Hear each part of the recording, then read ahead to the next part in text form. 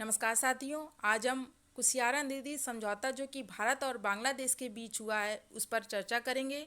अभी हाल ही में 5 से 8 सितंबर के बीच जो बांग्लादेश की प्रधानमंत्री हैं शेख हसीना जी, वह भारत की यात्रा पर आईं और उन्होंने कई समझौतों पर हस्ताक्षर किए।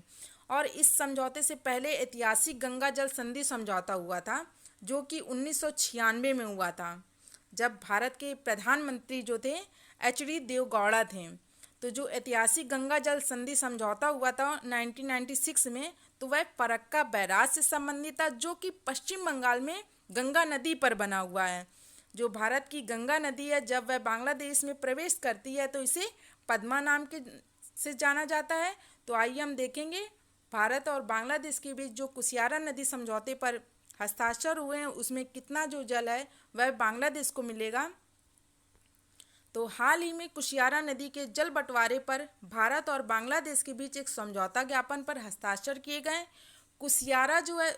कुशियारा नदी जो है वह बराक नदी की एक वितरिका या शाखा नदी है जो असम से होकर बहती हुई बांग्लादेश में प्रवेश करती है।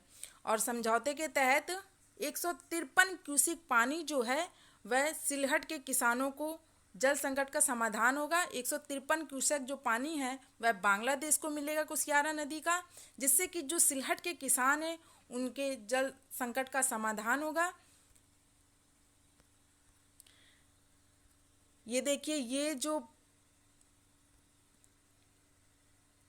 असम से आ रही है बराक नदी और ये दो भागों में बट जा रही है, एक ये कुशियारा और एक ये है सुरमा।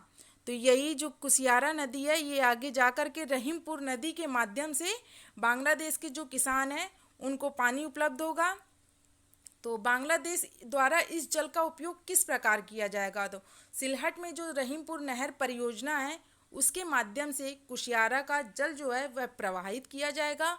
रहीमपुर नहर जो है कुशियारा नदी से इस क्षेत्र को पानी की आपूर्ति करने का एकमात्र साधन है।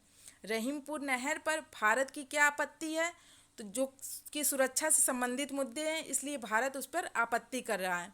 कुशियारा नदी जो है दोनों पक्षों के बीच सीमा बनाती है।